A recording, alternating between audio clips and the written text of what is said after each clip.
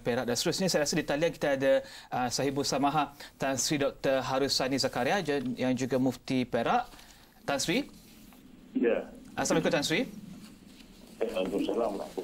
Tan Sri, mungkin Tan Sri boleh berkongsi kepada penonton Astro Awani di luar sana hubungan yang rapat antara Paduka Seri Sultan Perak dan juga rakyat Perak sendiri daripada segi sebab tadi wartawan kami Haris melaporkan bahawa Sultan Perak adalah begitu instrumental dalam pewujudan kembali Madrasah Idrisiah di Kuala Kangsar itu sendiri. Tapi melangkaui itu, mungkin Tan Sri boleh berkongsi apa pengamatan Tan Sri tentang hubungan antara Paduka Seri Sultan Perak serta rakyat jelata, Tan Sri.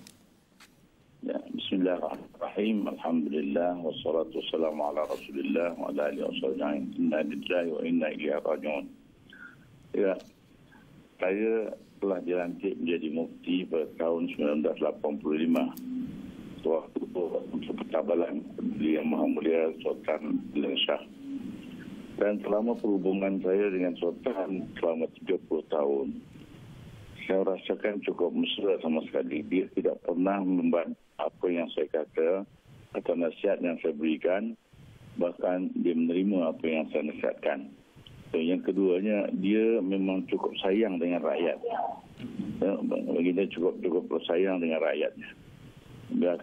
Bila saya menyemakan kata kita mesti turun padang mendekati rakyat, karena sekarang ini rakyat sudah tak kenal dengan raja. Jadi dia setuju. Baginda setuju dan kami pergi melawat ke masjid-masjid pada hari Jumaat, sembahyang Jumaat di masjid. Dan bulan puasa juga kita pergi ke seluruh negeri Perak. Ya, kita berbuka puasa bersama dengan rakyat. Dan akhirnya apabila baginda agak uzur sedikit, kita dijemput rakyat kita semua lapisan dijemput datang ke istana Iskandaria untuk berbuka puasa dengan baginda. Dan baginda cukup penyayang, cukup kesian kepada orang lain. Ya. Jadi itu sikap yang cukup ada pada baginda Sultan. Saya rasa cukup kehilangan sebagai seorang raja yang cukup pengasih kepada rakyatnya dan sebagainya, yang sentiasa meminta nasihat atau sentiasa berunding sesuatu hal, tidak membuat keputusan begitu saja. Itulah keadaan almarhum Paduka Seri Sultan Azlan Muhyiddin Shah sehinggalah kepada zaman wafatnya. Dan terakhir saya menghadap di hospital, dia telah pegang tangan saya begitu lama sekali.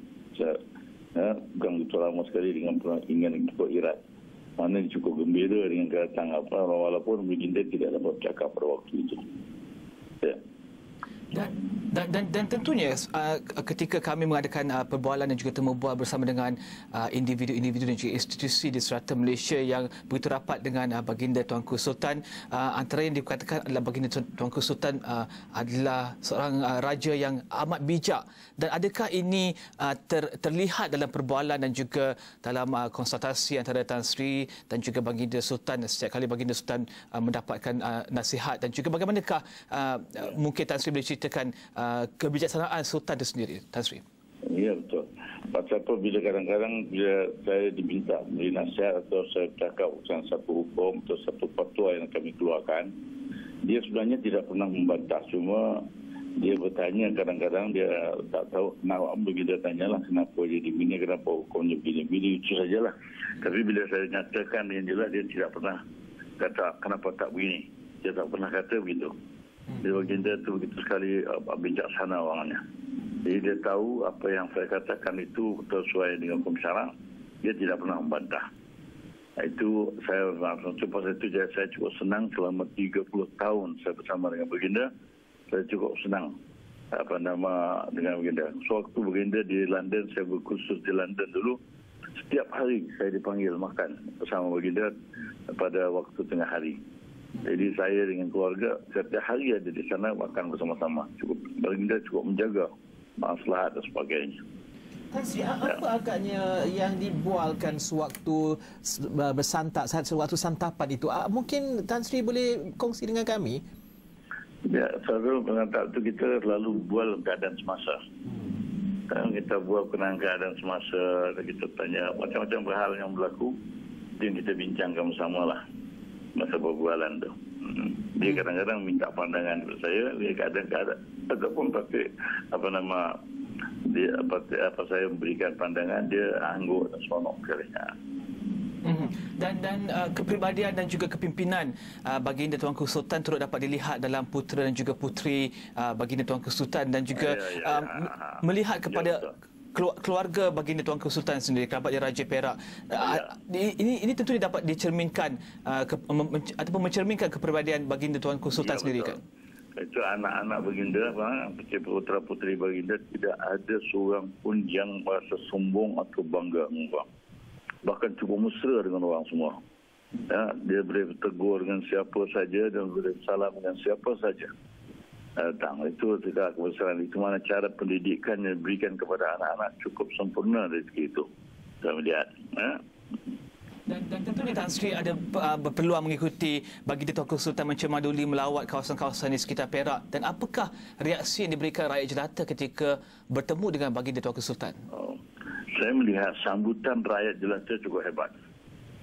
Bila kita datang ke daerah daerah atau semuanya, sambutan cukup hebat dan cukup mesra. Dia akan bersalam dengan semua orang, yang tua, yang muda, yang miskin, yang kaya, semua dia dekat sekali.